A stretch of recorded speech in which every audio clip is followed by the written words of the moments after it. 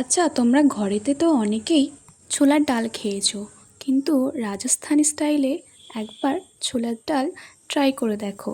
আচ্ছা, এই ছোলার ডাল তৈরি করার জন্য প্রথমে জিরে, তার সাথে তেল, কিছু শুকনো লঙ্কা আর তেজপাতা অ্যাড করে দিয়েছিলাম।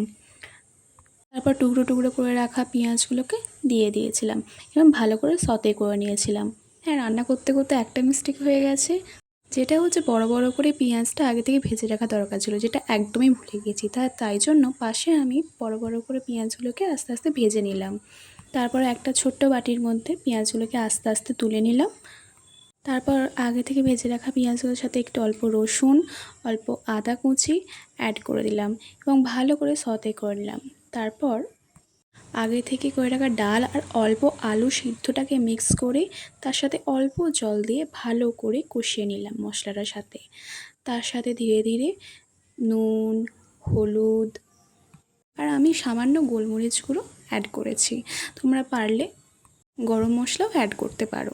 আচ্ছা, এরকম স্টাইলের রাজস্থানি ছোলার ডাল খেয়ে আমায় বলো কেমন হয়েছে।